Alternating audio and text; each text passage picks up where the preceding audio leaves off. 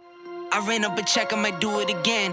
Enemies close, had me thinking they're friends. 10 toes down, I'll be free until the end. Crib outside the city, I don't feel safe in my hands. Took so many years, I'm just waiting for the wins. I'm in debt to no one but the one who took my sins. I do it for real, there's no reason to pretend. If I do it once, I do it again.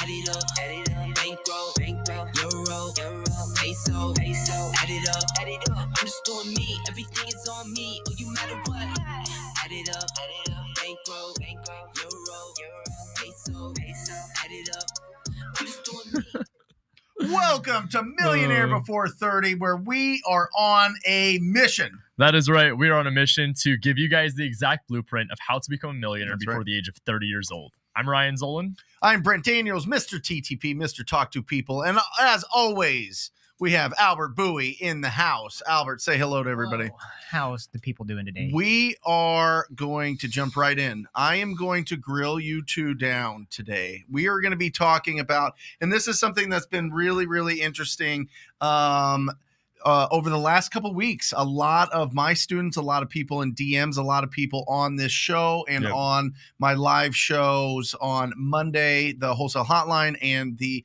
Ugly House's Big Check show are asking and talking about on market deals. Right. We hear a lot of rumblings that listings are taking a lot longer to sell, or some of them are going off the market, or they're getting price reductions. There's a lot of turbulence right now with interest rates rising, inflation, the whole thing with on market properties. Because for a long time, listen, since basically 2012, we've been on a creep. 2011, really, we've been on a steady increase. And then it just went absolutely bananas during the pandemic.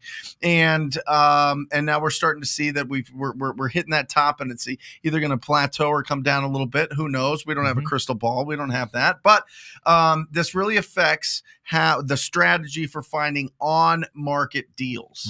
Right. Yep. So give me a little bit of history. When did you start doing on-market deals where you were actually submitting offers? This isn't off-market. You're buddy with the real estate agent. They're sending you deals. They're your client. I mean, you're their client. We're talking about they listed the property. It's exposed to the entire world, right? And you're able to lock up these deals and make good profits on them. When did that start? It was 2020. So it was like right before the pandemic hit, honestly. It might have even been like the last tail end of 2019. Okay. So I just got sick and tired of going out and competing against people that were spending hundreds of thousands of dollars a month in marketing. And so I was like, okay, well, what I'm able to realize, and we've talked about it on the show before, the hardest part of being a real estate agent is to find the client. The hardest part of being the investor is to find the deal. While I sucked at doing the whole direct to seller method, I was able to at least realize that these people on market wanted to sell their house. So I just started targeting that and writing offers, and I started off in Tucson. And then as I started to realize the market started, a smaller market. Correct. Okay. Why'd you start in a smaller market? So, it was so crazy competitive up in Phoenix at the time, where it was like 3 offers at a time that could come on day one. And I was like, oh, like 3 offers, like what's going to make them take a retail buyer versus me? So I started in Tucson, where it was still very normal. Like, it was a little softer, 3 to 5 days to get an offer. So I started going into Tucson, and then when this shift happened and it just completely blew up, this was like right during the pandemic. I was like, well, I might as well be in Phoenix. So I'm competing against 5 offers in Tucson. So then I transitioned up to Phoenix, and then we just doubled down. And honestly, the more competitive it got, it actually became a lot easier as we got our rhythm. Because then you started getting bigger deals. You started being able to get more repeat business. And then obviously, worst case scenario, I could drive to the property if I had to. So you're looking every single day. Is it in the morning? When's the best time to look at these listings? And are you waiting till as soon as they hit the market? Are you trying to get in there and over communicate with the agent, get it locked up day one? Or are you waiting a certain amount of time to make sure, let's let it season on the market a little bit. Let them get a little bit nervous that they're not getting, 15 offers in the first 48 hours. Or are you going to be one of those 15 offers and just do it, use your personality and skills to get that deal locked up? So first question, when do I look? I always say the best thing you could do in this case is that you want to go and you want to target the properties first thing in the morning. So I like to set up searches because I was a licensed agent when I was first starting. I was going in and I wanted to set up the auto campaigns every day. Now, I always tell you, like, if you're creating your army of realtors, don't have them just set you up on a campaign because that's lazy. But if you could get access to the MLS with a realtor you're partnered with and then send it to yourself, that's what you want to do first thing in the morning. So a lot of times people, what are you sending? What filters? What's the list that you put through? You know what I mean? You could put a million things. Absolutely. And for somebody that's not an agent going into the MLS, it's real foreign. For sure. I mean, it feels very overwhelming, the different things that you can put into a filter and save and bring that search to you automatically so that listings are ending up in your inbox every single day. Yep. So it's going to be very overwhelming at first. But what I want to be is like reassuring is that give it 30 days. Okay. You'll figure out which lists are the best. Because when you first wake up, you roll over. Maybe you're not checking social media. You're pulling up your inbox, going through properties. So much more fun. The reason you do that too. So much more fun. I'm telling you. Yeah. It's great because when you get into the office, you already feel like you have targets to go after. So it's not like you're getting in like, oh, okay, now I got to go through the MLS, which is scary. You already have the searches saved. Yeah. So you're going in and you've identified maybe it's a keyword section search. So like, for example, there's a public remarks and agent only remarks in just about every single MLS. Slow that down real quick. Okay. There's public remarks. Yes. This is what we see. We go to Zillow, and this is what the agent is saying. Location. Yes. They're going, it's a 3-bed, 2-bed, ton of potential, investor special, handyman special, TLC, perfect for fix and flippers. They're putting it in the public remarks out there. Absolutely. Right? But then there's a secret section. There is the agent only remarks. Right. Which means who can see it? Only the agents. Right. And this is so money because what you don't realize is if they put the word motivated inside agent only remarks, what that truly means is that their client can't see that, but other agents can. So that might be a nightmare client for the agent. That might be a family member. Yep. That might be a scenario where they're just like, hey, I'm about to lose the listing. Please save my day. Yep. So I love going after the agent only remarks primarily, but you mentioned off a bunch of the keywords: motivated, TLC, handyman, as is, fix up, REO, quick, cash, anything along those lines are going to target the specific searches for you. Yeah. Then as for days on market, I think that days on market is the most important thing to target right now. Explain to people what days on market means. Yep. So property gets listed today. Today is day 0. Tomorrow is day 1. Okay. If you are able to understand that right now in the middle of this shift that's happening, there is a serious window of opportunity for every single one of you that's watching this right now. The next 30 to 45 days, the only thing that's changing along with the interest rates is that there's more inventory available. And I'm going to speak specifically here on Arizona. Okay. So in Phoenix, a healthy market on the MLS is 28 to 31,000 listings. That's a good 3 months, 4 months of inventory. Yeah. Right now, we just passed 10,000. So if we just passed 10,000 listings, what that should tell you is that this is still a crazy seller's market. The only thing that's different is that we were doing a bunch of deals with 2,000 to 3,000 active listings at a time. So now with it being 10,000, buyers have the ability to be a little bit more picky. I put up a house as a listing last week. It was $715,000 on Thursday. Yep. No showings on Thursday. 2 on Friday. 3 on Saturday. I had 3 scheduled for Sunday, but luckily I had 2 offers come in on Saturday. Sure. Luckily, again, it was at ask price. But imagine how I was. And by the way, listen, everybody. When you decide that you're going to flip houses like these guys, and they stayed focused. They were doing a lot of things. They built their base before they started getting into flips. I highly suggest that you use the strategies we're talking about to sell these deals, get income coming in, and not focus on flips right now. I'm just telling you, for your first 12 months, build up your machine for finding deals. Whatever it is, whatever your lead generation model method is, build that up over the next 12 months. Really build the machine, because what he just said right there is the way that flippers are feeling. Luckily, we had 2 offers. I am telling you, no flipper has said the word luckily in the last 7 years as much as they said in the last 60 days. Without a doubt. Right? The market has shifted on us very quickly. Well, I think it's public perception as well, because if you look at the actual statistics, supply and demand are still way in the favor of the demand over the supply. That's why it's a seller's market. And what you were saying is, and very interesting for everybody, just as an education base, and I don't think you have to get too deep in the weeds here. Just go out there, talk to people, find ugly houses, get big checks. That's what you need to focus on, especially in these shifting times. But I'm telling you, if you understand where the market's at based on how much inventory is in your market, what you do is you look at how many active listings are on the market, like available listings, versus how many are pending, how many are under contract, and that's going to help you determine how active your market is. And then you can go go and see, okay, how many are selling every single month. That's going to show the actual results. So how many are active, how many are selling. The pending ones kind of give you that, like what's happening right now. Yep. The sold is what's happening 30 days ago. So it gives you a good roadmap to understand, are the sellers still in the driver's seat or buyers starting to take over a little bit more? I'm telling you, in most markets, it's still the sellers, but we will keep you posted with the stats every week. For sure. Yeah. And it's just a slow transition. So like, while we said it's a seller's market, what you need to understand is that it just means there's a slight bit more inventory. So buyers aren't forced to be like, oh, I have to buy this, otherwise I'm homeless. Right. Or if I'm actually in the market and there's a situation where I need to buy this, it's either this or this, and it's between two houses. Yep. Now it's between 5. Yep. I was active at every single showing that happened last weekend because I'm also trying to learn the market and just wanted to see the feedback. And the amount of people that had lists of papers because they were going to see 5, 6, 7 homes. Yep. That's reminding me of 2016 to 2018 days when I was an agent. Sure. So it's cool to be able to like kind of be a part of this and watch the transition happen. We were talking before the show, and our sweet spot's always been 10 days on market.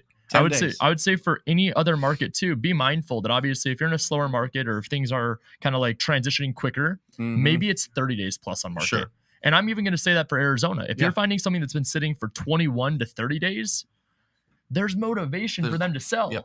You know they need to sell their house. They want to sell their house. And listen, a lot of times, let's be honest, the agent is steamrolled by the seller, the owner. The agent goes, hey, listen, list it at 200,000, and the owner's like, no, we're going to put it at 275 and just see what happens. If we come down, we come down. Right. We can never go up after we come down, which is total BS.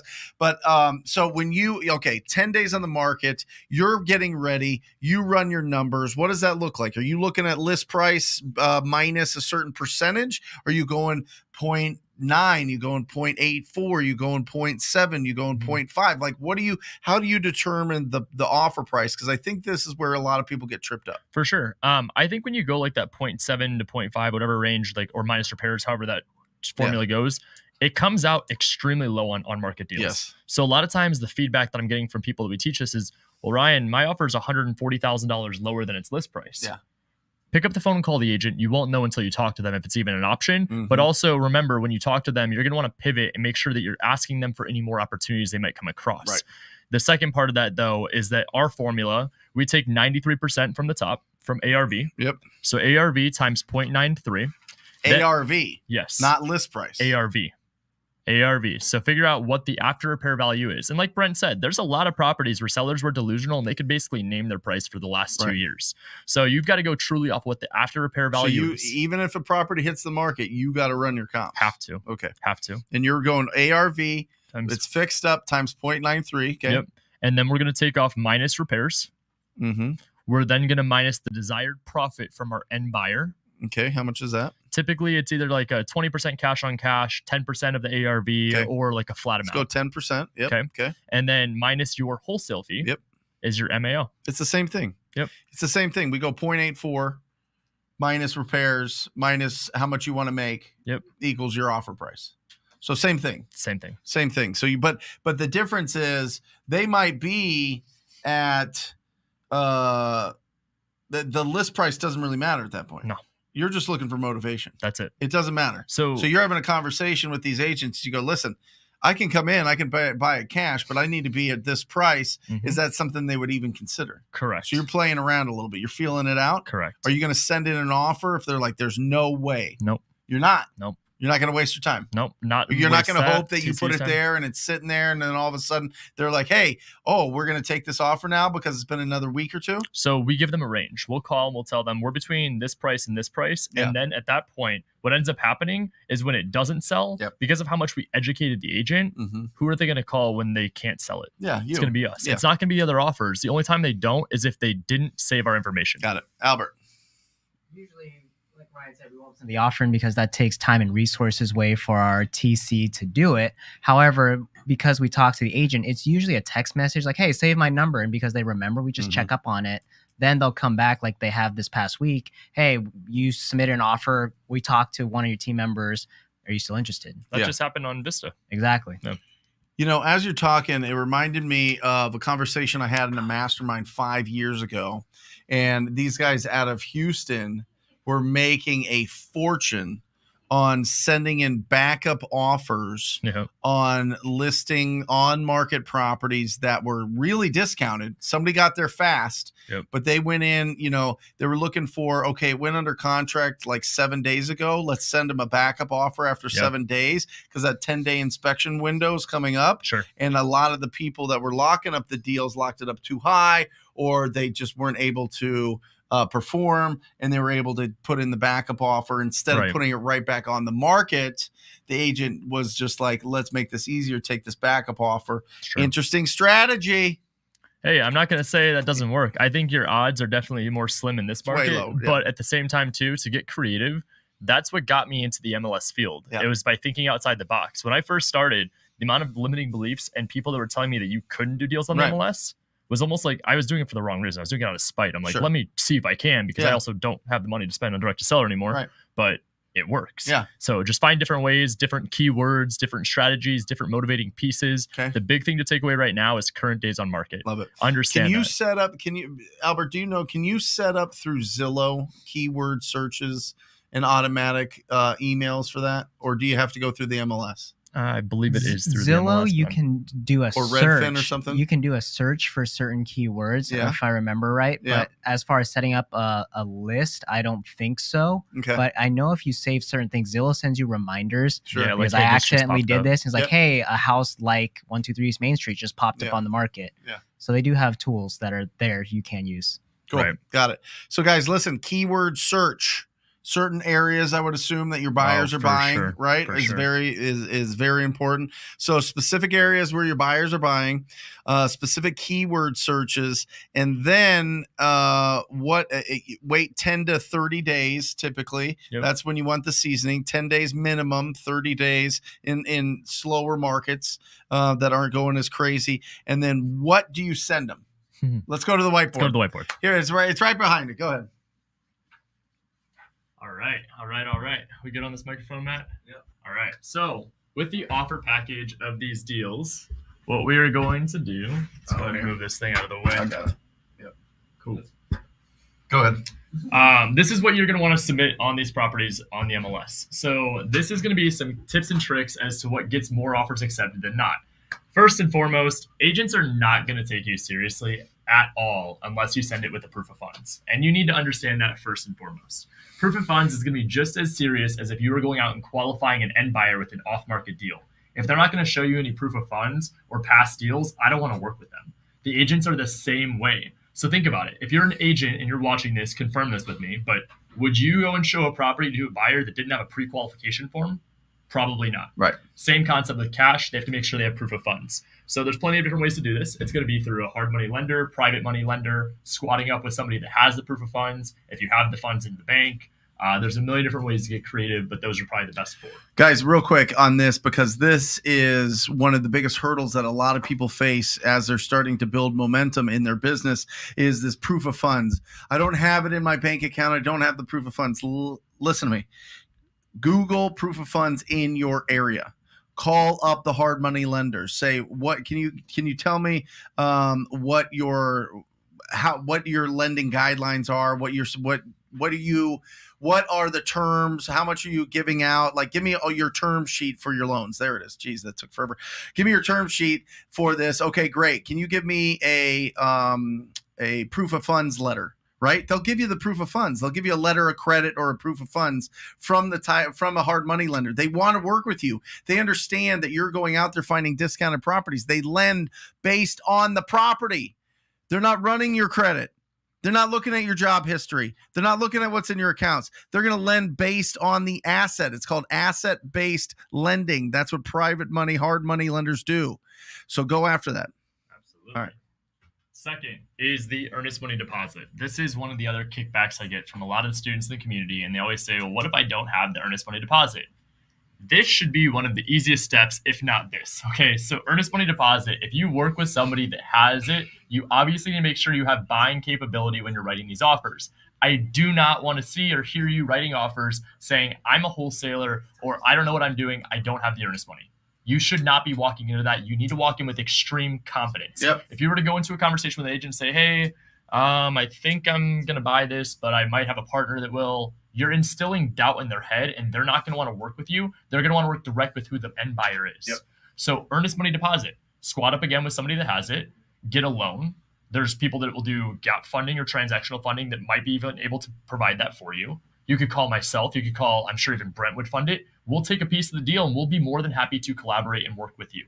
The earnest money deposit is going to show your credibility. And also don't forget, this is what gives you the equitable interest, which is the legal ability to wholesale. So if you're not putting this in, you shouldn't be doing this anyway. The cool trick that you could be doing right now, which we actually started implementing about 2.5, 3 weeks ago, was you could put inside the contract earnest money deposit not to be deposited till after your inspection period. So that way you could have your end buyer go in and put that for you. The one key note to make sure here that you understand is that if you are going to have your end buyer put up the earnest money in your place, it will be sent with a receipt from title to the agent saying, hello, this LLC that is not on your purchase contract submitted the earnest money on their behalf. There's plenty of different ways you can maneuver through that conversation, but it would be a lot easier if you just deposited it yourself. That first receipt gets sent to the agent, and then your end buyer puts up their earnest money. That second receipt does not get sent to the agent, just the first receipt that goes in. Make sure you make note of that. Third is obvious, purchase contract. This is where you're going to have all the terms. Realtor purchase contract. Realtor purchase contract. Do not send in your 2-page one that you download from TTP Insider to a real estate agent. They'll understand it, but they're not going to be able to use it. They might even like it better, but they're not going to be able to use it because they have to upload all of the agent-specific documents to their broker to get approval. So make sure that you're using a realtor contract. That is a huge nugget there too. Yep. Obviously, again, we're going to go with what they're familiar with. Purchase contract has all the terms. It has the address, purchase price, earnest money, inspection period, title company, close of escrow, any additional things. How long of a inspection period? So typically average is about 10 days. Okay. But be mindful that in this market, to get a little bit more competitive, you might have to go 5 to 7. Mm-hmm. But obviously during that time, the line you'd want to use to make sure you instill into the realtor why you need it is that you have to do your due diligence. You want to be able to walk the property with a contractor, with your designer, with your partner, with whoever it's going to be to make sure that you know what you're getting into. So that's why you need inspection period. I'd try to aim around 5 to 7 days to be a little more competitive. What happens when an agent says that you have to see this property before you can put in an offer? They're going to check the lockbox history. So listen, realtors have these lockboxes, and you have to have a lockbox key to get into it. And it shows who came in and at what time. So what they do is they look at it every single day, and then they look at the offers that they got, and they go, okay, Ryan went in and saw this property. Albert went in and saw this property. Brent went in and saw this property. And then they're like, okay, they've actually seen it. The likelihood that they actually want this deal is high. So I'm going to present this offer in a favorable light to my clients. What do you do when somebody wants that? So let me ask you this really fast. You're familiar with like hedge funds, institutional buyers, stuff like that? Yep. Okay, cool. So they buy a lot of property sight unseen, and they do it at a very large scale. What I want you to understand about my process is that I go off the same metric. I can't truly know what I'm getting into until I'm in the inspection period and I can walk through the property with somebody that is licensed, insured, and could give me the feedback that I need. Not only just him, but my contractor. And if I were to go in and tell you that I buy 10 properties a month, I don't have time to go and view every single one. I have my due diligence period for a reason, and that's why I need to go in after I have the property under contract. I don't want to waste my time. Love it. Okay. Next, this is bread and butter. If you could add this, testimonials. This is something that shows credibility, whether it's from a mentor, from a business partner, from a contractor, from an inspector, from anybody and everybody that's willing to go on their behalf and go and say, Ryan is a great buyer. I would highly recommend him for this deal. He will perform on this transaction. I personally do X, Y, and Z with him, and that's why I would say that he's great. If you add this in with your offer, it is going to make yours so much stronger than the next because 95% of people do not put testimonials. Yep. What we do in our process is when we call, I tell them we'll provide a proof of funds. I will provide my last 5 deals, and I'd be more than happy to give you any type of testimonials that you would need. We don't always submit it unless they ask, but the minute you add that line in, their mind is blown. Nobody offers this. The last one, if you're a licensed agent, you will absolutely know what this is. It's a love letter. This could be a simple Word document talking about what your process is, why you are so excited about this property, why you have the next property in line with your contractors. Your inspectors are going to thank you. You're changing lives. You're providing so much value, and you just appreciate them even considering your offer. People don't get this either. This is 2 things that are going to separate your offer from the next that will actually make you stand out and have higher conversion rates. These are the 5 things that I would add. Awesome. Boom. Think about this one, right? When you go to a restaurant or you buy something from Amazon, most people will go to the review section, look at the star rating, look at everything you need to know about this from actual other buyers, and see, hey, is this something I should buy? Why can't we do the same with real estate purchases? It's the same thing. How many stars do I get? That's awesome. Right. I love it. Let's crack this thing open, guys. This is a participation show. We went a little bit longer than we usually do, but I think it's really important if you're going to be serious about going after on-market deals that you come you put together, you come correct. You put together the right package so that you have the highest likelihood of success. And something that kind of stuck out to me is if you're starting out and you run into those agents that are sticklers on, you have to go see that property before you can submit the offer or before I'll present the offer. Maybe Ryan can't do that because he's got a bunch of other offers out, but because you've got a specific area or you just don't have a lot of deals going on right now, go to that house, set yourself apart, do something different than the bigger guys that are doing, don't want to waste their time going to properties if they're not going to lock it up. Maybe you got a little bit of extra time in your day that you can go in there and see that property. So let's crack this thing open to comments and questions. Remember, we want to celebrate you. If you've locked up a deal, if you've sold a deal, we want to ring that victory bell and support you and cheerlead you. So do we know if the comments section is working? Okay, we've got a couple more seconds. There's been a glitch with YouTube today. They've been a little bit silly. Oh, this looks good. Okay. Prosperous. It looks good. Did they update that? That looks cool. Okay. We're getting the comments from StreamYard. Got it. Just got them back like 5 minutes. Okay, we just got them back. Thank you. Thanks for working hard, guys. If a home is listed on the market and the asking price is lower than my max allowable offer, should I just settle for their asking price or should I try lower the number more? Well, that's a fantastic question. So for every 10 deals we'll do, we'll have 1 that will be at or above list price. The only thing that you want to make sure you're specifying, number 1, make sure it's a deal. Because if this property's been sitting on the MLS, you don't go in at list price. Everybody's seen it. Like we were talking about it before the show too, but if it's been sitting for 60 days and you wrote it at list price, it's not a deal. I'm sorry. You want it to understand from an optics standpoint that we can make the argument to our buyers that the hardest part of being an investor is finding a deal. It shouldn't matter if it's on market or not. It's exclusively available through you because you have it under contract. But with that said, if you could get it below list price optically to your buyers, they're getting an even better deal because it's below list price. They could buy it on market at $200,000 or they could buy it from you at $175,000. Which option do you think they'd want to do? So Prosperous. What is your competition? Is somebody else also offering on this property or no? Because if there's no other competition, get it as low as you can. See what their absolute bottom line is every single time. Okay? Because if it's on the market and it's not selling and they don't have any other reasonable offers, you can negotiate. See where they're at because there's something going on there. And I'm not just saying that to just so that you get these huge, massive deals, which of course I want you to, but the market is telling you something. The market is telling you all the savvy buyers out there, all the savvy agents that are looking for all their savvy buyers have passed on this deal. Let me tell you the one reason why people pass on it. Price. There is a buyer for every property at the right price. Every property. Mm-hmm. I don't care how bad, right? So if there's competition, then okay, you got to get aggressive. If not, go and negotiate. You got this. Be powerful. Awesome. Hey, Brent, what do you do with motivated sellers that want way more than your max allowable offer? I'm getting a lot of leads wanting close to retail. Should I use a different strategy if wholesaling isn't an option?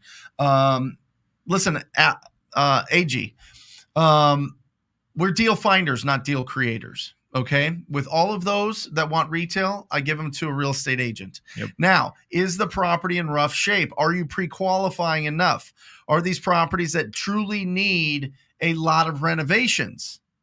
If they do, then Go on that appointment. See what's going on there. See if they actually want to sell. If they've made the decision, this is like a real lead. They actually are going to sell. They're going to sign the document to transfer title to somebody else. They're going to sell this. So the timeline is now. Go on that appointment if it's an ugly house and see what is going on. They might just be thinking that Zillow is an appraisal. Some people think it's like an official appraisal, like they're like a tax assessor. You know what I mean? Oh, yeah. And they just don't really understand. So go in there and educate them. Okay. But if it's a deal where it's a good house and it's a better option for them to put it on the market, they're in that 90 to 94% that should sell retail. Yep. There's 6 to 10% of the real estate market that should work with us. The rest of them should sell retail. You're going to get that more times than not. Remember, out of 200 people that you talk to, 199 of them are not going to do any business with you, but one will. You're trying to find that one out of 200 that is a property at the right price. They're ready to go. They're reasonable about the process and the offer, and they're going to work with you. Yeah. I mean, you could go into different strategies. I just don't think it's I just think ugly houses, big checks in this market. I think if you lock up deals creatively, you could try that if they're open to it creatively. But if they truly want to get cashed out and they want to be done with this property, great.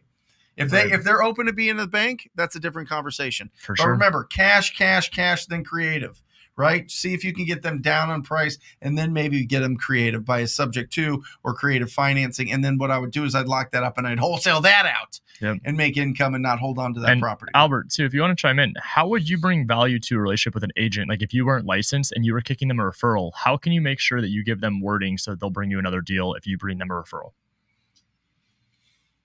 The wording that I would say if I help to bring a referral to an agent, especially if I'm going off market properties, is listen, I don't want anything in return. I just want your business to win. That gives a way of, awesome. Hey, I'm not in it to like, what is it? I'm not in to make money with you. First off, it's very, what do you call it? It's not transactional. Disarming. That is very disarming. It's not transactional. It's like, hey, I want to make sure you win. And by making sure they win, they will reciprocate that in return. So you just got to be a good human being. Provide value. Exactly. Yeah. I mean, listen, you can add to your toolbox. You can learn about novations. You can learn about creative financing. You can learn about sub 2. But I'm just saying, if it's your first 12 months, I would stay focused on ugly houses and big checks. I really would, because you find what you're looking for. And I see your logo, and that's a really interesting. We buy houses, ugly or not. We buy ugly houses. You know what I'm saying? Like, that's what you focus on as you're starting to build this. Now, that's if you want to build a business and do this business full time. If you just want to do this on the sidelines as like a side hustle and you want to add to your portfolio, that's a totally different conversation. Totally different conversation. If you want to go and lock that thing up in some sort of creative and keep it in your portfolio and really work on it and learn that whole business, that's its own business. But just understand, your wholesaling business, your money making ATM cash machine will not work. There'll be no money in that cash machine. It'll be empty because you're so focused on building your portfolio or doing an innovation or something like that. So that's why I just say stay focused on ugly houses, big checks, get the income coming in, build the machine that can find you all these opportunities. And then what I would do is I would hire somebody that already knows how to do subject twos, how to do seller financing, how to do novations. And now you've got an unbelievable team and you don't have to know all of it. It's just a different perspective. Do you want to be a business owner or do you want to be a tactician? Do you want to be somebody that's in the trenches every day, or do you want to pull yourself out and have a business that's going to serve you? And it's spot on. No, but it's the truth. I mean, some people are just Michael Jordan, and some people own the Bulls. Right. That's it. It's self-employed versus business owner. Yep. That's it. Arthur. Ooh. What is the difference when assigning to a fix and flipper versus a buy and holder? Does going after investors who prefer buy and hold make more sense with the current market? It's a fantastic question. So we don't like specifically target one or the other. With fix and flippers, obviously they need to be able to have it steeper to be able to turn around and sell it for a profit. Buy and hold, this is where the question inside the formula is, what kind of a return are you looking for? It may not be that 10% of the ARV. They may be willing to buy it just at that 0.93 minus repairs. Great. Sounds good. If you're looking to buy it at just 83% of the market value, that's better than a fix and flipper buying it at 74%. So just figure out what they're looking for and then obviously go and target that. If it's on market, understand that if you're going to be treating it this way, you need to be very dialed in. You need to be dialed in on what your buyer's criteria is, what kind of return, if it's a cap rate they're looking for, and then also too, most importantly, like I said, location. If you can focus in on location, then you could send them the opportunities. Just be mindful that buy and hold is going to be able to buy a little bit higher, but I wouldn't really double down on one or the other. Perfect. Great question, Arthur. Yeah, that was a really good one. Yeah. And listen, you can go after properties that don't need as much renovations for your buy and holders, because most buy and holders don't want to get in and get their construction crew going and put in 50, 60, 70,000 and take a whole bunch of time, right? Yeah. Carpet and paint. Yep. Awesome. Yes, Teresa. Teresa asks, Teresa, you're the best. Thank you for all the support. You're incredible. How are you both so knowledgeable about all this mentor's experience? Are you learning from somewhere specific? I'm going to be like y'all too. Absolutely. Listen, it's models. For real, I've had coaching since I've been a little kid. And then I knew that getting out of college and getting into real estate, I needed to get a coach. I need somebody to show me the way. I don't want to reinvent this thing, and I don't want to just patchwork it all together like a quilt of, oh, here's this personality and that personality and this guru and that mentor and this coach. I went to one specific coach that taught me how to be good at communicating and being on the phone and having quality conversations with property owners at the time as a real estate agent. And then I just converted that over to distressed property owners. So I've always had coaches and mentors, but mostly it's experience. See, the coach and mentor will get you on the path. They'll get you to the mountain, right? And they'll say, go that way, right? And so you start walking up, but you got to take the steps. Yep. They're not going to, a coach is not going to put you in a backpack and climb you all the way up to where they're already at. You know what I mean? Like, it just doesn't work that way. What they're going to do is they're going to keep you on the path so that you can get there faster. But you have to take the steps. You got to put in the work. You have to actually provide value to the community for you to get a return on that. For sure. Right? It was, same with me. Yeah. The Real Honest Investor. Ryan and Brent, what is your buy box? We are buying primarily under $2 million single family home. We'd like to keep it under 3,000 square feet in like the Phoenix metro area. Aside from that, we're looking for buy and hold multifamily. Real Honest Investor. I have what's called a family office, right? And this is financial planners. This is attorneys. This is insurance. This is tax planning. This is all that stuff wrapped into a group that's kind of like my core financial advisors, right? And so right now they are advising me. I'm putting money into a bunch of ATM machines. Okay. Ooh, okay. I'm buying $1 million to $2 million worth of real estate each year, and they want me to put 30,000 just passively into the stock market for the next 20 years. So that's my buy box. Really interesting, right? Never played in the stock market before, never did any of that. Something that's very interesting to me about buying real estate is I bought a property in 2019 from Jesse Burrell, who owns Batch and Batch Skip Tracing. He was wholesaling at the time. He's a real real estate investor. That's why Batch is so powerful. It's because it's actual people that know what we want to use, right? And he sold me a property in Scottsdale for $380,000. He got it for $345,000. He made like $35,000. I was like, no problem. I knew it was the thing. One just sold one street south of this 3 years later for $920,000. Okay.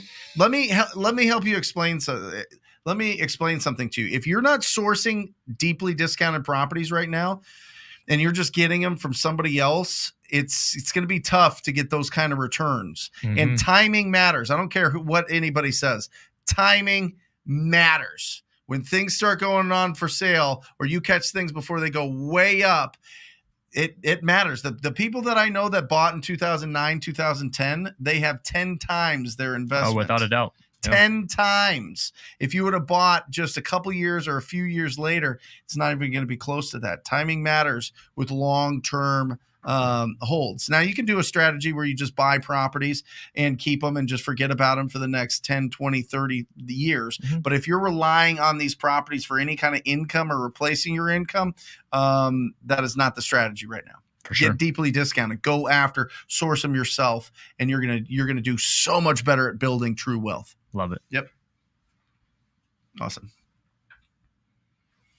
Ooh, from Anthony, is wholesaling in Cali a good idea since the market is shifting a bit?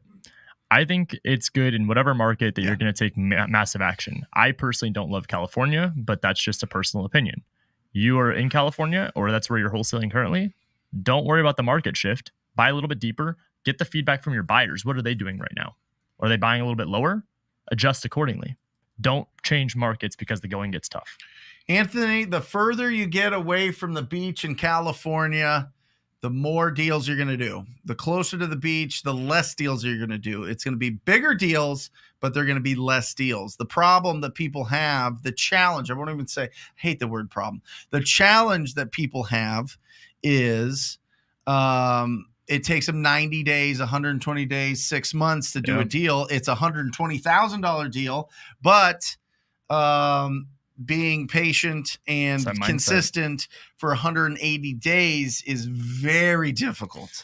And I'll just say that personally. I love action. I love the deals. I love comping deals. I love looking at deals. I love closing deals. It's like, it gives me like that energy and that shot of dopamine to the brain where you're like, oh yes, this is incredible, right? And if you don't have that for a long period of time, you start questioning, you start getting shiny object, you start looking around at different strategies, you start going, oh, what's the other markets that I'm at? If you stay focused in your market, you'll win. If you don't, if you know yourself and you're like, listen, I'm like ADD and I need some action, go into some of these smaller markets. Go into the Oklahoma City, go into Birmingham, go into, some of these, towns in Texas or the Midwest, whatever you want to do. You know what I mean? Test it out. The beautiful thing about our business is this thing is your portal to whatever you want. And this thing doesn't care. It doesn't matter if you're in Arizona or Washington or California or New Mexico or Florida. It doesn't matter. Just test it out. If you want to test out a different market, do it in conjunction with working in your backyard. That's it. Yeah. I just opened up live Q&A. Live Q&A? You mean people coming on? Yep. Oh, we're going to have people backstage popping on the screen with us. That's going to be exciting. All right. Don, what if you do not have an offer package? Is there a good alternative? Not on the market, Don? No. Got to make one, dude. Seriously, that is the rules. That's the ticket. That's what you have to do. Now, listen, off market, my world, we have a two-page contract. I mean, we pre-qualify them. We do our lead follow-up. We go in the offer presentation. We give them the offers, 2-page. Boom, it's done. But when they have a representative, which real estate agents in their minds, and I'm not joking you here, they really feel like they are attorneys. They really feel like they have a fiduciary duty. So I understand why they feel that way. But you have to jump through the hoops, because if you come in from an outsider world and you're not playing by their rules, you will be ignored. Oh yeah. Right? Agents are ruthless, dude. And also you got to understand, it's like you said, they're ruthless if you're not prepared. And you're not prepared if you're playing in their court. If you're in their court, play by their rules. Right. Right. Yeah. It is what it is. I love it. It's like you go and you go to a basketball court, everybody's hooping it up, and you're like, let's play lacrosse. Right. I want to play lacrosse with all you guys. You know what I mean? They'll be like, get off the court. Get out of here. Yep. It's a great analogy. I'm freaking crushing today. Scott W. Question. Go ahead. Brent and Ryan, are you still only giving your buyers 10% for profit and 6% closing costs minus repairs? Or are you giving your buyers more profit now? And do you think they will? And when do you think they will give them more? So 10%. The other key thing here that I want to just challenge you is ask. You'd be surprised how many flippers I've sold deals to that are like, I want to make $25,000. I'm like, done. Okay, cool. That's not 10% if it's a $400,000 house. So also 6% closing costs. That's good rule of thumb. Yeah. Yeah, Scott, I'm thinking in the next 30, 45 days, it's going to be 15% profit, if not 20% as things go. Not because the deals, not because they can't sell these deals, but because it's going to get into everybody's brain, this kind of hysteria of what's going on, and they're going to be like, listen, I got to get these things deeper or I just can't buy. Right. So I think there's going to be some of that in this adjusting market, which is fine. It's just up to us to negotiate and have that conversation with the sellers. The sellers are going to feel the same thing. Like everything moves together, right? Your buyers and your sellers all move together. There's going to be a point where the sellers are going to get realistic. And remember, we're deal finders, not deal creators. So focus on the people that have a problem that you can solve with a cash as is offer. Okay. And remember, if it's under 200,000, the 10% isn't going to work. You need a minimum of $20,000 profit for any of those deals that are ARV, fixed up value, looking beautiful, under 200,000. So make sure that you take that into account. How would you go about it if the agent sends you a non-assignable contract? That's a fantastic question. The number one answer, which is the easiest, close on the property. Double close it, get transactional funding, whatever it is that you want to go, however you want to approach that. The alternative is you tell them that you could play the game of I'm not sure which entity it's going to go in and or designated entity. Now, I don't always recommend that when on market deals, it's an uphill battle because 9 times out of 10, the agent's like, what the fuck does that mean? Like, and or designate, what, are you assigning this contract? It says it's not assignable. So especially if you have a closing attorney, just find one. Like if you're like in North Carolina, I have a bunch of students out there right now that are like, Ryan, there's a specific addendum in here that says it's not assignable. So they have the option to either assign or use the assignment addendum, or they can just double close. So I'd recommend just double closing. It'll be the easiest part of the transaction. And that way you're not burning the bridge with the agent relationship too. I would be very cautious here, De Niro, that it is a smoking hot deal. That too. Okay, because if it's not a smoking hot deal, typically when they have this non-assignable, it's because somebody locked this deal up too high, couldn't sell it, backed out, seller got pissed. Now the agent's like, what was happening here? Oh, it was said it was assignable. So they weren't really the buyer. Oh, we're going to make sure that that doesn't happen again. And then they put it back out there. You put in an offer on it thinking it's a great deal. And they're saying, no, non-assignable or whatever. They had a brokerage meeting. Somebody had a bad experience with a wholesaler, which happens all the time. And they say, every contract is now non-assignable. Make sure that you put this in your contract. See, this is the one thing about the agent side that really just bothers me. And I want to just get on my rant here for a minute. But with the agents, the reason that we literally launched Agent Investors is because you need to understand as a real estate agent, you need to fucking understand investors are your best friends. As investors, understand real estate agents are your best friends. You guys are not utilizing each other in the relationships enough. And there is such a gap that needs to be bridged. And that's why we created this community.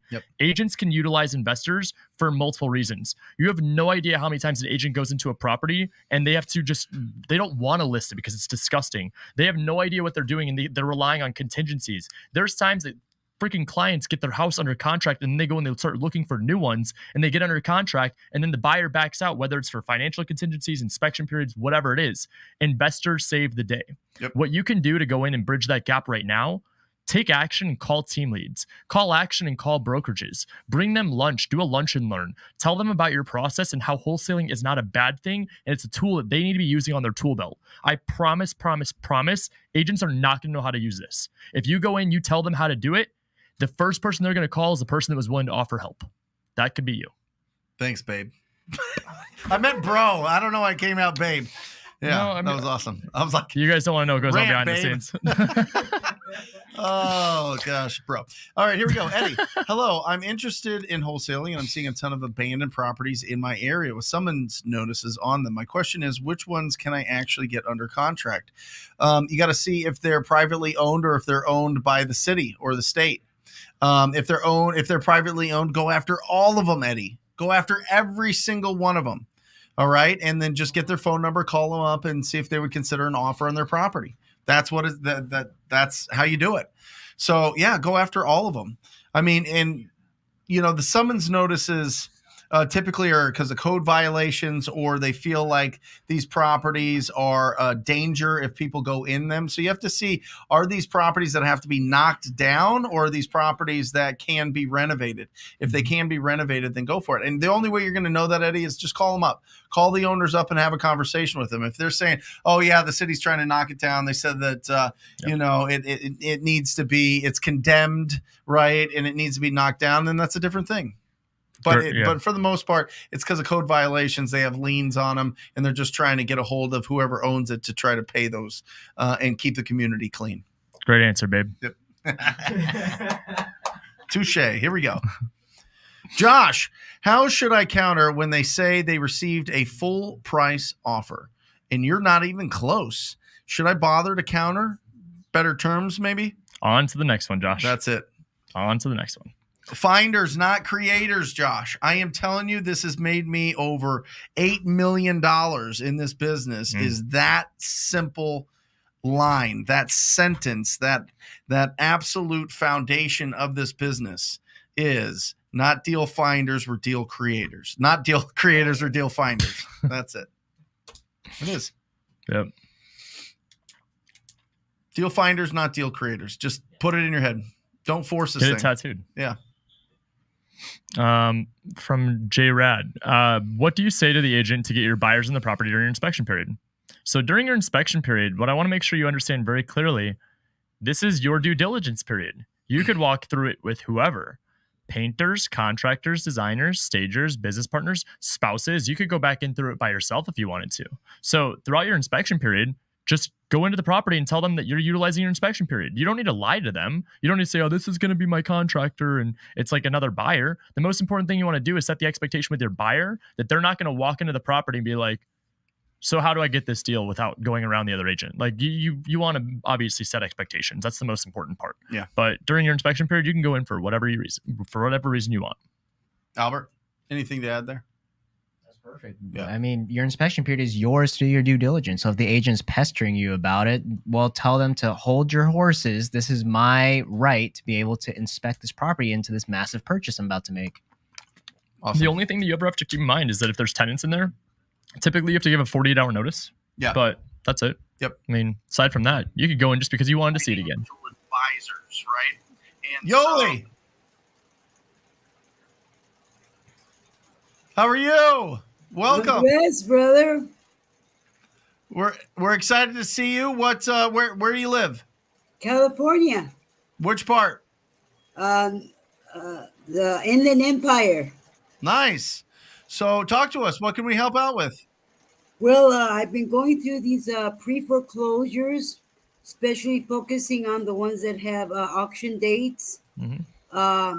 I'm bilingual, so I'm pushing more to the Hispanic community. Love it. I have your contracts. I have your list. I have both bilingual and English versions of the list that you provided for us.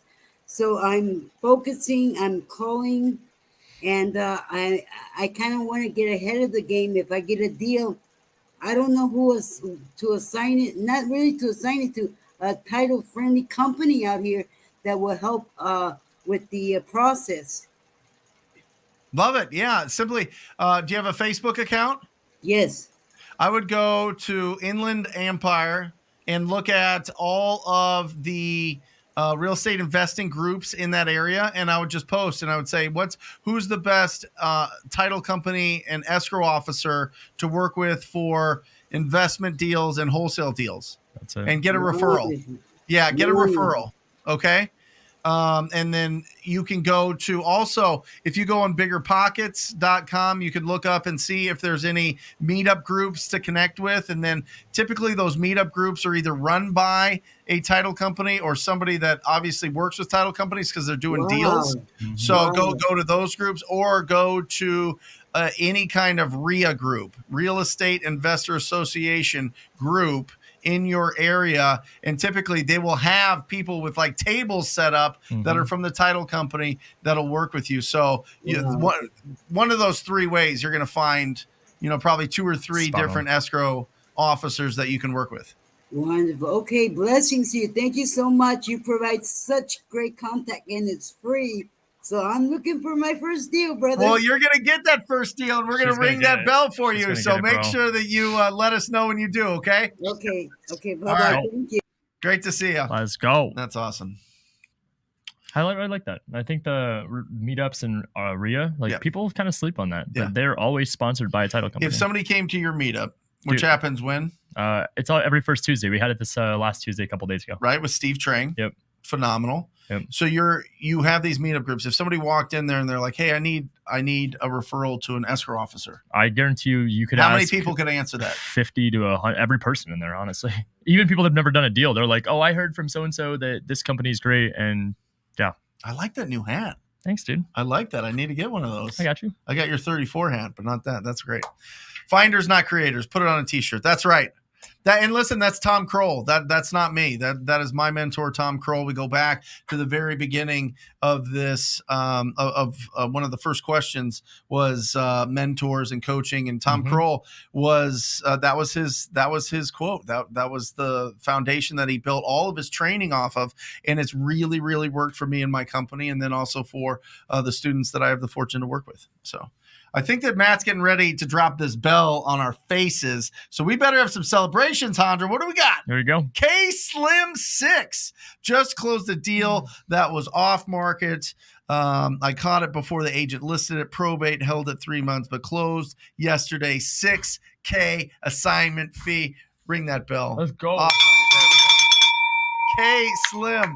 I love it. Now, listen. I want a $60,000 deal next, and we're going to call you K Fat Deals, all right? Not K Slim 6, K Fat Deals, massive deals, $60K. You got this, brother. Congratulations. I'm so incredibly happy for you. $6K, it being real is critical. It really sets your brain into the right direction so that you can stay focused and keep a positive mindset that you can do this business. You can grow this business. You can make a special impact in your community. That's awesome. it. Great job.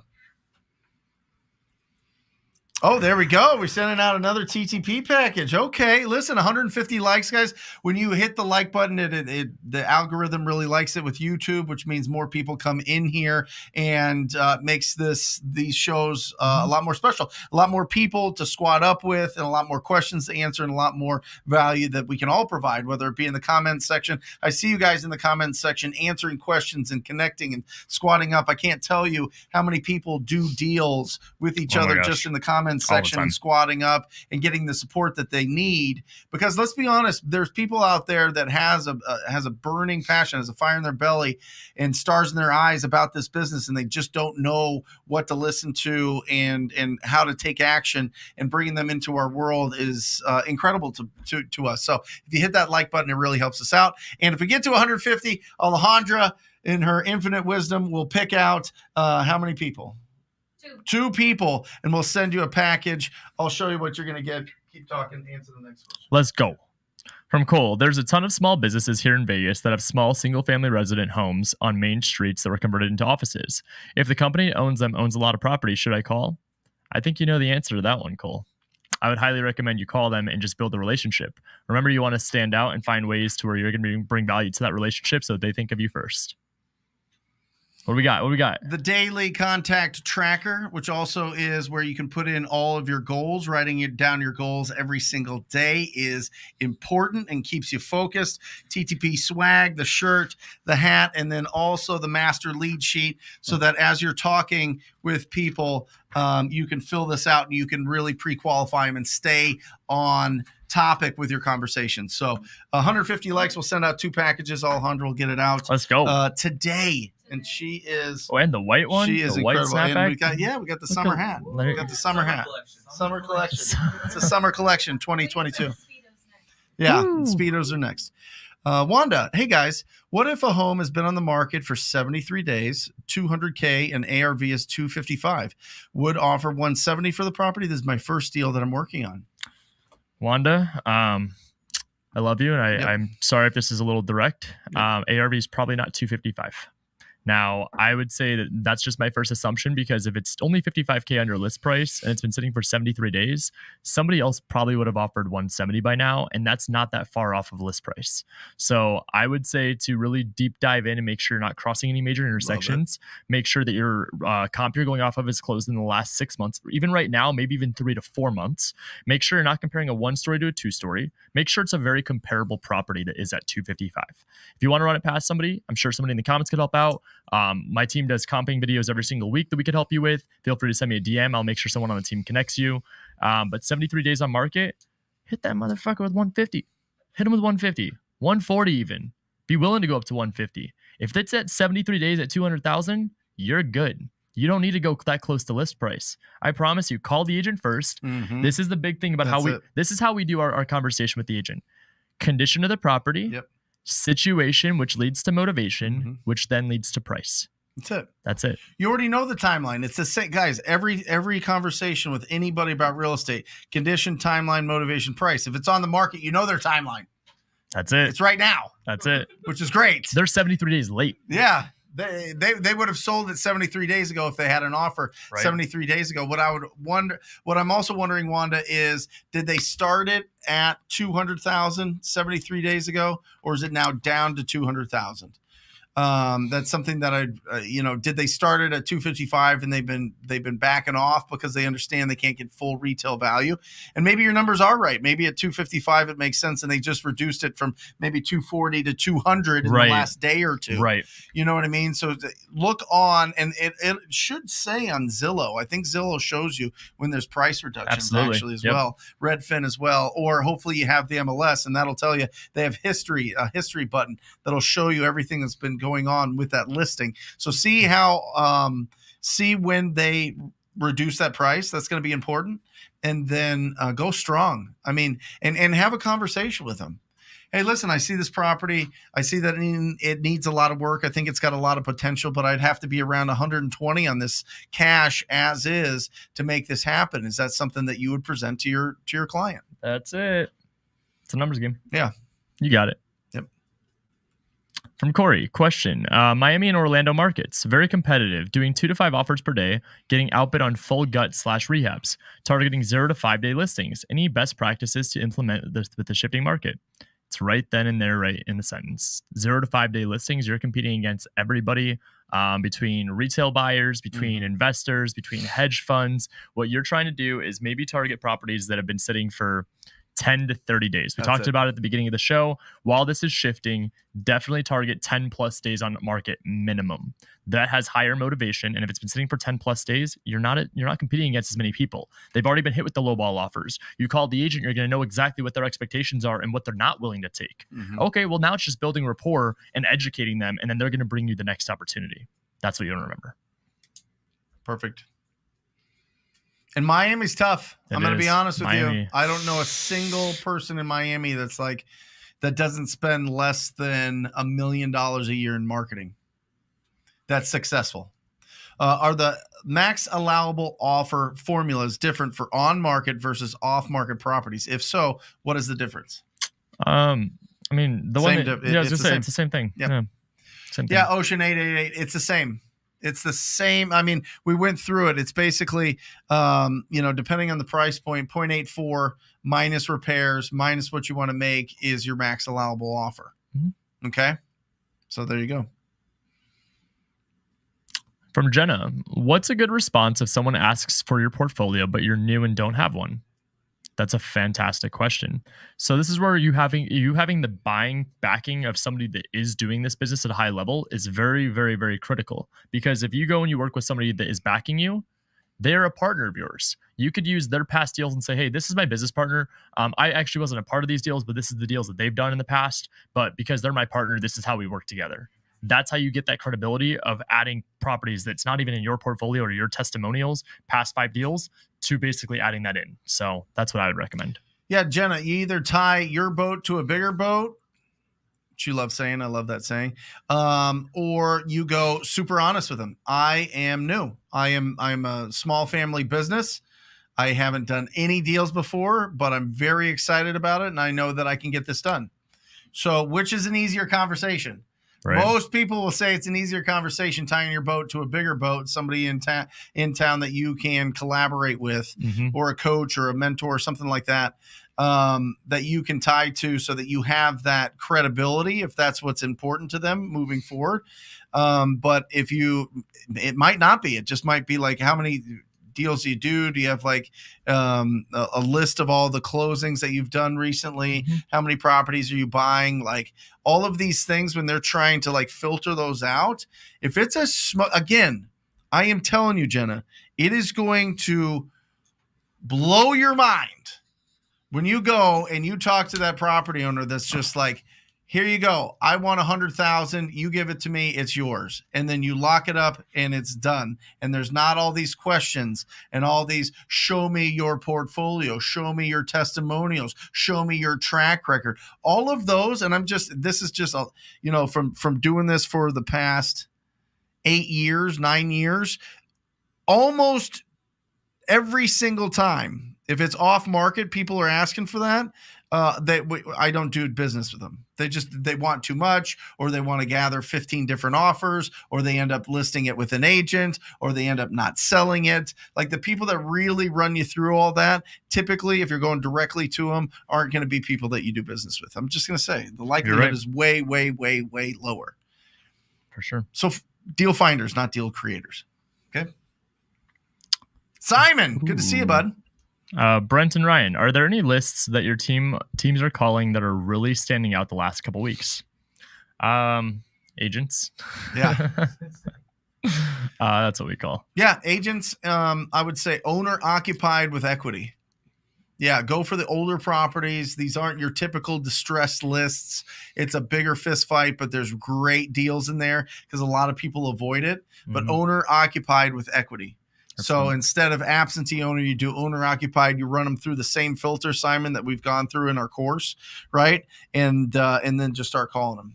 Built before 1990, owned for at least 10 years, in a certain area. The original purchase price was a certain price. All the stuff that we have in the course, buddy. Yep. Awesome.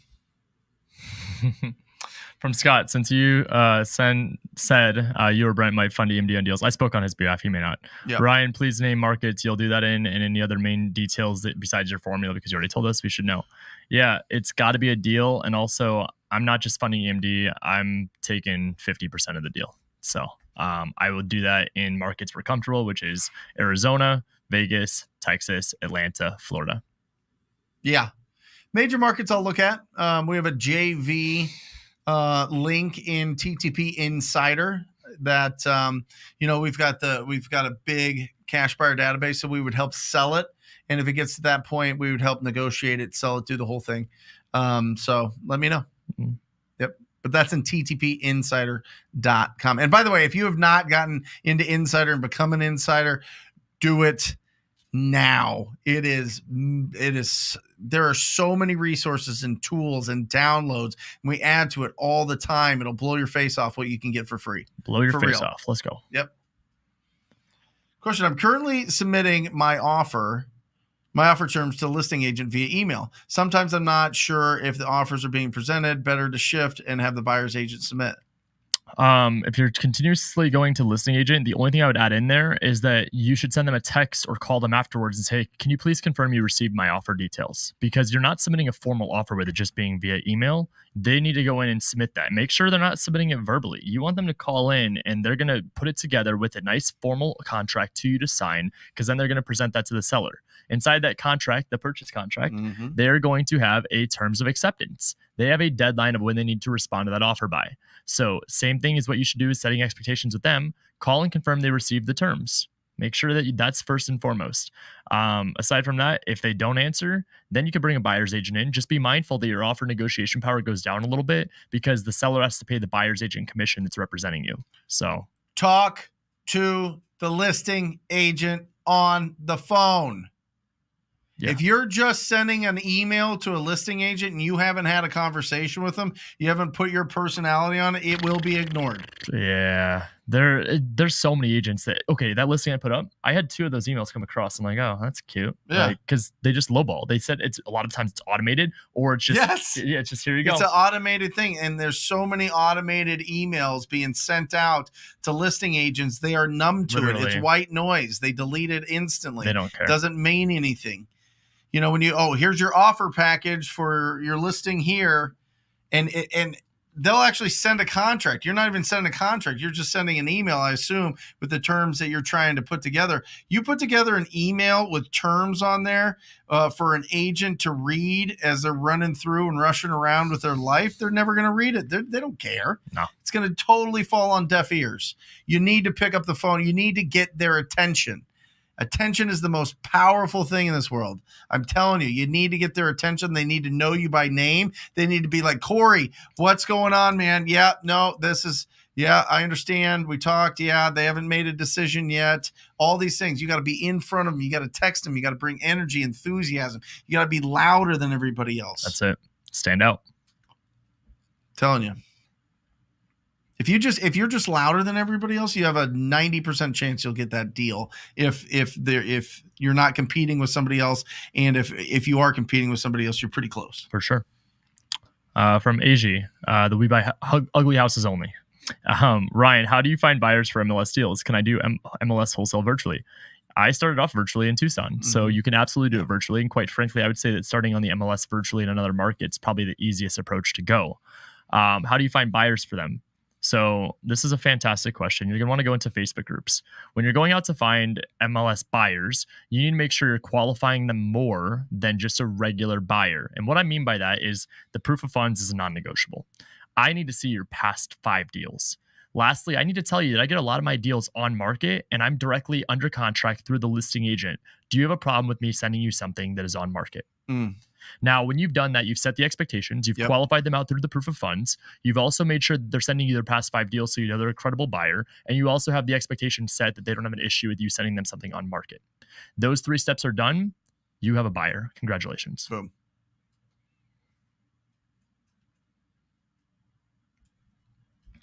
Vasily, how can I comp lots if it's an old neighborhood and there are no new builds? What's the highest sale in the neighborhood? That's it. Look for the most upgraded, most updated, highest sale in the neighborhood, and that's what you want to go after. That's what you want to base it off of. And then do your percentage. Yep. We got a deal. Got a deal right now on your phone, on your watch? It's a Texas deal. Albert and I bought a deal in Texas. I have no idea what we're doing. Where in Texas? I don't know. Okay. I just gave him money. Onan.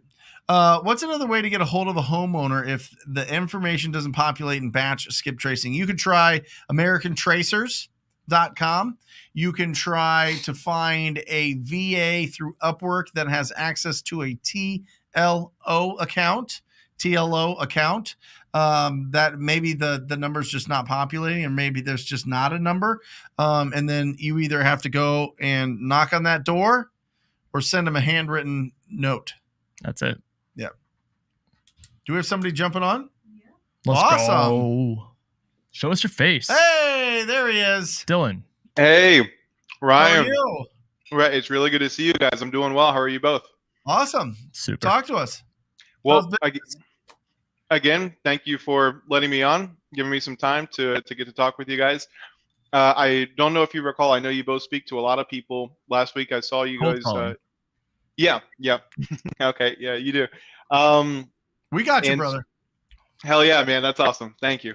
Yeah, so I ended up getting a call rail like you guys were using. Unfortunately, I mean, I'm still using it. Unfortunately for me, I mean, I bought 3 numbers right off the bat. All 3 right off the bat were spammed. So, I mean, from the very first call, hopefully if I just keep getting more numbers, I'll get to a point where I can find a number that does not show as spam. And then just trying to see like, okay, how much money am I going to need to allocate towards this goal before I say, There's something else going on. There's something else going on. It's not the numbers. There's something else going on if you're getting spammed that quick. Yeah. Are you calling? Is this you calling? It goes to spam? Yeah. So again, I'm only using this on the acquisition side. I'm using Ready Mode for cold callers. And that's a whole different ball game. But I'm just saying, for me on the acquisition side, right, I am trying to find a way to be able to call leads. Yeah. That the number does not appear as spam. So you're calling lead. You're doing lead follow up, and your number's coming up as spam. Correct. Text them first. Okay. Can you text? Why aren't you using your own cell phone number for follow up?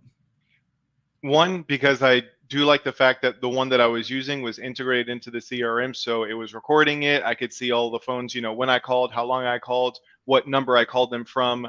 I did really like that aspect. Plus, it's faster, and I'm a little hesitant to be doing all of these lead follow-ups and all these calls on my personal cell phone number, because I don't want to run into some, crazy person who gets ticked off in the wrong way and then tries to track me down or something.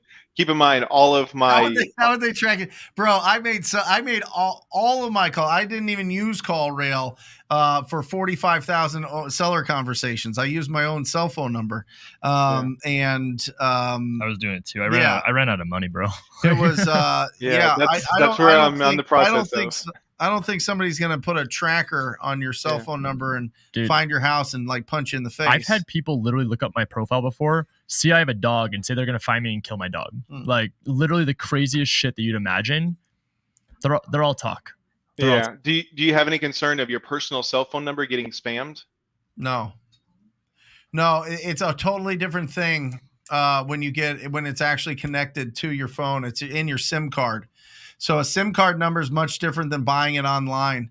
And what some people have been doing, honestly, is they've been just buying a second cell phone or buying SIM cards and making calls from different SIM cards that they get from Best Buy and using the SIM card phone number as the number that goes on there. That might be why you're getting spam likely so fast.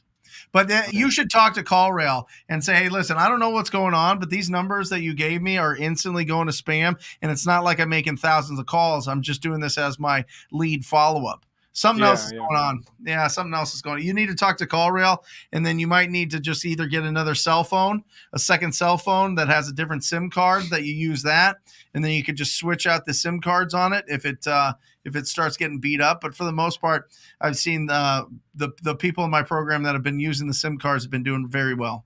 It's a huge unique. Yep. Yeah. No, that seems like definitely the next viable route. I'll have another conversation with CallRail. I talked to them a good amount last week to try to get over this issue. I'll have another conversation with them today and reach out. And if that doesn't work, then we'll likely have to go the route of getting another SIM card, which won't be the end of the world. The reason why I wanted to get on here today and get to talk to you guys is really just more. I got really one question on a big picture thing. I'm here in Tampa, Florida. Very competitive market, similar to Phoenix, like where you guys are at.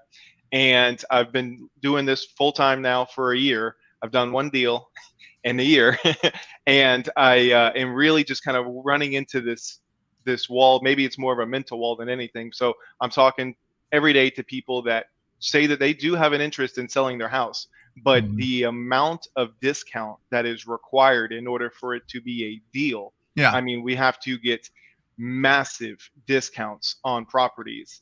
And I'm, in my experience, when I'm talking to tired landlords or people who are absentee owners, or I'm pulling all the different niche lists, empty nesters, pre-foreclosures, there's a ton of different niche lists from your videos, and I'm pulling them all. Just the people that it seems more and more to me like, hey, for someone to be willing to sell their house at enough of a discount, they have to be not just, I'm talking to people that have different varying levels of distress, but it seems to me like they need to have the mafia after them. Their entire life is in ruins and they need to liquidate immediately. And then someone is going to be willing to sell their house at enough of a discount in order for it to be a deal. And I'm just seeing, man, am I crazy on this or? Yes, you're crazy on this. What is, really? How many leads are in your pipeline? 150. 150? How many of those are hot? How many of those are going to sell in the next 30 days? Maybe 4. Okay. And why don't you lock those up today? Because they want, $20,000 over retail and need $40,000 worth of rehab. So those aren't leads. Those aren't leads. That's not a distressed property lead. That's a lead for a realtor. Yeah. You know what I'm saying? Like, you can't have those block the leads that you have, the real leads. Now, with those 4 that you're looking at, are they ugly houses? Yeah, they're outdated. Okay, got it. They're not like falling apart, but they have outdated. They're all outdated. And how much of your Driving for Dollars list have you been calling? Oh, I've run that through. I've marketed to that. I don't know. And at how least big is that 4 list? times. 1,000 to 1,200. And how many of your leads that in your follow-up are in that list? Maybe 5. Okay. Got it. And then also, Dylan, how many agents are you talking to? Yeah, that's one thing that I need to start. None. Bro. None. Yeah. Come And you're big on. on your business model is agent outreach, right?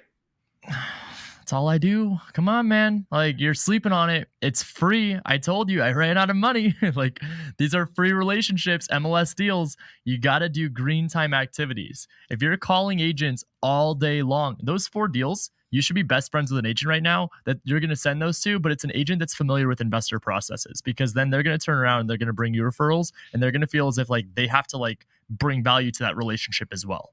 So that on top of cold calling agents, on top of writing offers on the MLS every day, you'll get a deal in 30 days. I mean, dude, we had a student that joined the program 3 weeks ago. He got a deal in 2 days, like $45K deal. We had another guy close the deal $70K on the MLS. We have a student of ours that is at $830,000 in net revenue this year, and his only business model is working with real estate agents. He has not spent a dime on marketing. His only overhead is systems and processes. Is he wholesaling or is he taking these deals down? Wholesaling. Really? So, That's I mean, I've done one wholesale and I've done one fix and flip. How do you recommend overcoming to an agent and say, okay, well, if I'm going to start referring my leads to you, like, what have you done to know that I can have confidence in referring people to you and that you're going to be able to really talk handle to this? The agents or to you? Yeah. So maybe, one of my fears is that, like, hey, an agent's going to say, okay, you're portraying yourself as an experienced, competent investor. What have you done? You don't have to portray yourself as anything. I've done a wholesale. I've done a flip. I want to do a lot more. I'm really good at understanding what to buy here. And anything that you have, I want you to keep all the commission, and I want to get these deals closed. Yep. And I'm not licensed. I have these 4 opportunities. And honestly, I just need a realtor that I could trust that can take these opportunities and hopefully get the listing from it. I don't want anything from that deal. I want you to take the listing and take as best care of them as possible. What I do want is that you remember me next time you come across an investment deal. Okay. So one, yes, you can find a referral partner, but that's not going to build your business. You need 25 agents sending you opportunities all the time. And that takes a long time to build up. It really does, because you got to talk to 300 of them to get one, right? But who's doing your prospecting? I got one VA cold calling, one VA texting. Are you calling? I'm not I'm calling all the leads. Yeah, I would cold call yourself. Okay. 1,000%. You would have 4 times as many leads if you called yourself. Yeah, I mean, I've done cold calling. I just it's So I know what it is. I mean, obviously I can cold call. I can, my skill set is talking to people. I feel very comfortable talking to people. I think you'd be great. Yeah. I think you need to if you've been in full time for this for a year and you've replaced yourself after 2 deals from the lead generation, I think that you're shutting down you building up those skills and building up a huge pipeline of opportunities. You need to build that in first and then really get that in rhythm, because what's happening, I think that the list that you're calling, the way that you're pulling it, maybe they might be sending in leads, but they're obviously not leads that are what you're looking for. And they're not qualified. I don't have my VAs to any qualification. Dude, right. And you're doing this full time? Yeah. I'd be hitting the phones all day if I were you. I would spend 2 hours calling property owners and an hour calling agents. That's it. For real. That's it. And then because you need, and the reason I say that is, like, I don't want you to do that forever. And I'm not saying that you're not putting in the hard work and you're not doing that, but you need to know where the sweet spots, the best lists are in Tampa. You don't know that unless you're in the trenches having those conversations and you're like, this is terrible. This list is awful. This list, okay, this is pretty good. This is banging right now. These pre-foreclosures are having good conversations. These tax defaults, these driving for dollars, these owner-occupied with equity, whatever it is, you need to taste all of these and really get a feel for what those conversations are like, and then you're going to get a lot more deals and you're going to get a lot more closing and then start building it up. Cool? Yeah. I appreciate it, guys. I want to be cognizant of everyone's time, so I will. I'll start implementing that. And last question. I mean, I know everyone asks you like, "Hey, what's the secret list?" Like you said, is it really just me that, hey, like, are people selling at these massive discounts with just a tired landlord or an absentee owner list? Every day, every minute of every day, brother. Yeah, that's crazy to me. I know that you got to build that faith up, though. I'm telling you, put it in your head. Have the faith that you're going to come across these deals, or you won't. You don't get what you want. You get what you attract. I'm telling you, every single day you have to go in saying, I'm going to find the best deal ever. You just got to go with that, and you will. I'm telling you, it's just how our mind works. It's crazy. It's like magic. Gotcha. Yeah. Hey, thank you guys as always. Ryan, be on here Brent, next week. I want to hear your updates. I want to hear that you've been talking to people. All right. Awesome. That's great. Brent, it's been a while, but thanks to your co-host, I bought my first flip looking to net 40K. Let's go. Ring that bell then, huh? That is Let's go, awesome. Justin. Let's go. That's right. That's how it's done, bro. That's right. Mm. That is incredible, Justin. Let's go. Good. Get that flip done. I don't want looking to net. I want to say I just netted. It's in my account. Okay. Who pays the closing costs on market deals? This is such a beautiful thing. Real estate agents are used to sellers Yep. and buyers splitting it. Yeah. So when you come in as a buyer and say, 50-50. I'll cover all closing costs, they are so excited. Yep. We just had a deal in Texas that we're doing that we don't know where it's at. And the offer that where's that? Carlton, that's where we bought a house. And the funny thing is we took an offer where they're paying for all the closing costs and we're like, yes, let's go. Like, we're even telling you as agents and as sellers that we are excited on an on-market deal that we don't have to pay closing costs. Carlton, Texas. I was told it's a good area. Carlton, Texas. Okay. Yeah, there we are. Interesting. Unincorporated community. Yeah, we know what we're doing. We're good. Charlie V, what are the best strategies to comp fourplex in Las Vegas? I always like looking at what's available on the market. I like looking at comps for fourplexes. The reason for that is fourplex is the highest that you can go up to with an FHA loan. Like literally a person can buy it with 3% down FHA. So I use more comps in the area than I do the actual income from it. But you could do both, but I like looking at the comps. I like looking what's the lowest property on the market. And I like being just below them, 10, 20,000 below them. And it usually goes really, really, really fast. So a couple different things. Find what's active on the market, what's available in that zip code, in that specific area. And understand, like, if something's just sitting on the market and they're, below the price that you're negotiating, it's going to be tough for you to sell that deal. From Linda, a hedge fund buyer contacted me with his buy box requirements, and he wants me to sign a confidentiality agreement. Is that normal? I'm an agent in another state, and I'm not sure if I should sign. Yeah. I mean, why not? Okay. Linda, what do you have to lose? Yeah. It's not like it's a buyer broker. I mean, listen, I think that this is just, they have so many people sending them listings and leads and properties. They want to kind of filter out the people that are just, sending everything to them and wasting their time. So they're going to make you jump through a little hoop, but I don't know how this would affect you. Like, they don't want you to tell everybody what their buy box agreement is. Great. So what do you care? Go send them what's in their buy box and get paid a ton. That's it. Yeah. I wouldn't worry about it. But you know what? If you're really concerned about it, have an attorney look at it.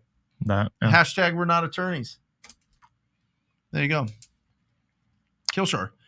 Follow-up question. Why is the seller agent is sending a non-assignable contract in the first place? What is their motivation? Sometimes it's just the state. Yeah. Sometimes they've been burned by another wholesaler.